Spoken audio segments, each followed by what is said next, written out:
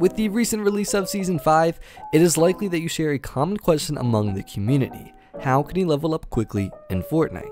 Today I'm going to be sharing with you all the most efficient ways of leveling up and gaining XP in Fortnite Season 5. Just like Season 4, there are variants to the new skins in this season that can only be unlocked and attained by reaching a specific level. So whether you're trying to level up for bragging rights, or to receive some of the higher cosmetic items in the battle pass, or even some of the secret variants, then this video will likely help you reach your goal in no time. In comparison to previous seasons, this season is likely the easiest season to level up rapidly. After applying the methods I share in this video, as crazy and out of reach as it may seem, it is entirely possible to level up 100 levels in a single day. Nonetheless, let's discuss how you can level up insanely fast in Season 5, and feel free to subscribe if you want to see daily Fortnite videos in the future such as this. Now, one of the greatest methods of leveling up in Fortnite has always been challenges. In fact, it was nearly impossible in previous seasons to unlock everything in the battle pass without devoting any effort and time to completing challenges. One of the odd changes in this season is that challenges are no longer a feature in Fortnite. They are replaced by what is now called quests. And although the change was quite a letdown, quests are actually much more beneficial and lucrative for XP to players. To view your quest, simply press the back button while in the lobby and a list will appear. You will likely notice that there are different rarities of quests, with most being rare or blue. Now, the epic and legendary quests offer a bit more XP, however there's only about 1 or 2 of each. So how does this help us with XP? Well, upon completing a quest, you will, on average, receive 15,000 to 22,000 XP. It also helps that these quests are unbelievably easy. Even looking at my own list, some of my quests require me to consume foraged items, get a couple of eliminations, travel on foot, etc, etc.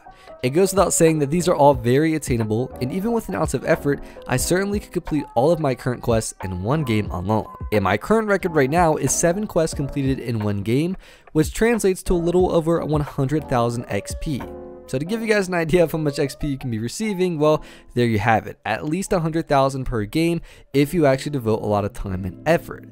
Now, what is the best method of completing these quests in a timely manner? I first recommend you look over your quests briefly, select a few easy ones that you would like to focus on, and then decide if they are easier completed in a solos game or if a team rumble match is a bit more logical. For quests that require you to get like eliminations or deal damage per se, these are much easier completed in a team rumble game, for the simple reason that of course once you are eliminated in team rumble, you continuously respawn, whereas obviously in solos games, when you're eliminated you would have to restart all over again, and honestly it would slow down the process of completing these quests. However, there are undeniably some quests that make much more sense to be completed in a solo game. For example, completing bounties, because of course Team Rumble doesn't even have this feature.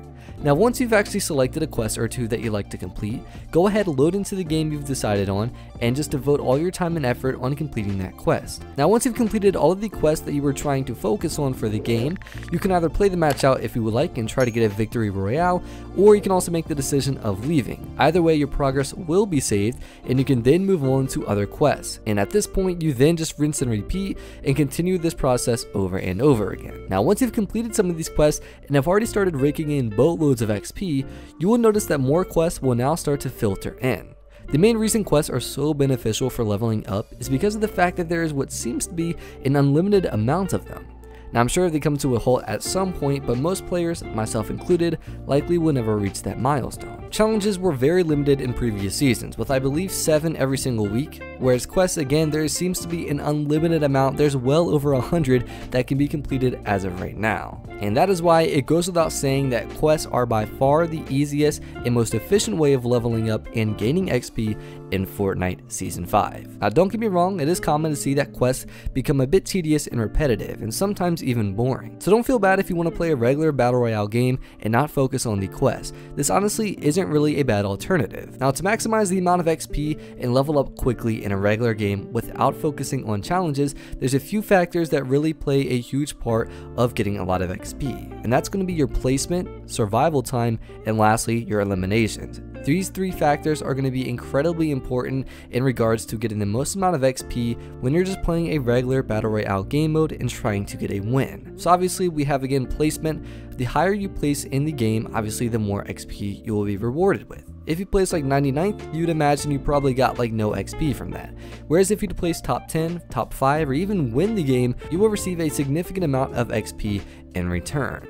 Also, survival time kind of goes a bit hand in hand. The longer you survive, the more amount of XP you receive.